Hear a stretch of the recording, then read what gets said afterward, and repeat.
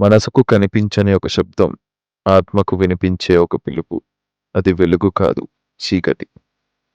మనిషి దాని వైపు అడుగులు వేస్తాడేమో తెలియదు కానీ, అది మాత్రం ఎప్పటికీ వెనక్కి తగ్గదు.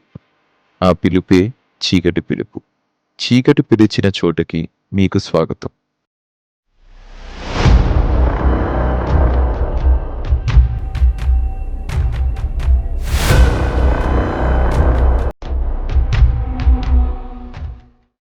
ఇది హైదరాబాద్ సమీపంలో వికారాబాద్ అడవుల్లో జరిగిన కథ. ఓ పాత గెస్ట్ హౌస్లో జరిగిన కథ. నలుగురు స్నేహితుల కథ. ఎవరి ముందు ఎవరి తర్వాత దొరికిపోవడం జరుగుతూ ఉంటుంది. వినయ్, శివ, ప్రణయ్, నేహ నలుగురు స్నేహితులు వికారాబాద్ అడవుల్లో ట్రిప్కు వెళ్లారు. అడవిలో ఉన్న పాత ఫారెస్ట్ గెస్ట్ హౌస్లో బుక్ చేసుకున్నారు.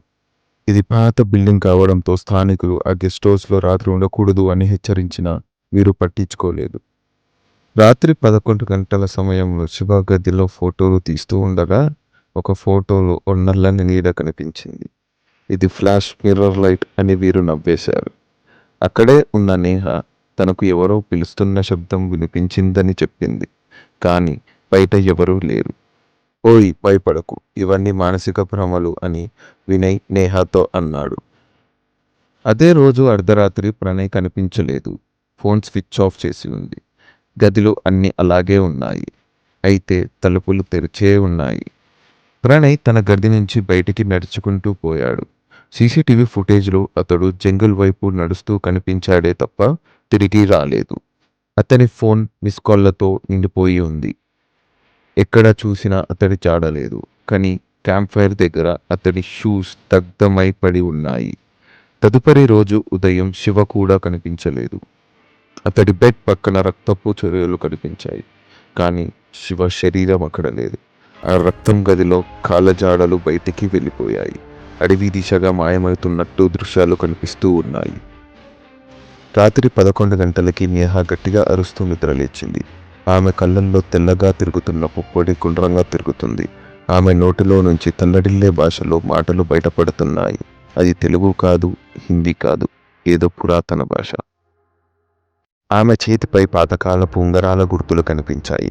గదిలోని అద్దంలో ఆమె ప్రతిబింబం నేహ కాదు, ఒక పురుష భూతం. వినయ్ టెన్షన్తో పోలీసులకు కాల్ చేశాడు. ఆ పోలీస్ వారు వినయ్తో ఇలా అన్నారు.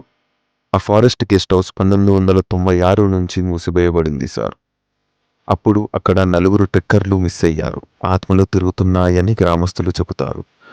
పోలీసులు ఇచ్చిన సమాచారం విని వినయ్ ఉలిక్కిపడ్డాడు. వినయ్ చివరికి ఒక్కడే మిగిలాడు. అతని మొబైల్లో ఉన్న ఒక ఫోటోను జూమ్ చేస్తే తన వెనుక నిలచున్న 4 నల్ల ఛాయల రూపాలు కనబడుతున్నాయి. ముఖాలు స్పష్టంగా ప్రణయ్, శివ, నేహ మరి ఒక 4వ మగ వ్యక్తి ఎవరో తెలియదు. అతడు ఎవరో 1996 ట్రెక్కర్. ఆ ఫోటో చివరిది. వినయ్ కూడా ఆ రోజు రాత్రి 2:13 ఫోన్ స్విచ్ ఆఫ్ అయిపోయింది. తరువాత అతడి జాడ ఎక్కడా కనబడలేదు. ఈ కథ వికారాబాద్ ట్రెక్కింగ్ గైడ్స్ చెబుతూ భయపడుతుంటారు. ప్రతి 10 సంవత్సరాలకు 4 మిస్ అవుతుంటారు. వాళ్ళు ఎక్కడికి పోతారో, ఎవరి దారి ఎటుపోతుందో ఎవరికి తెలియదు. స్థానికంగా ఈ కేసు చివరి 4 అని పిలుస్తారు.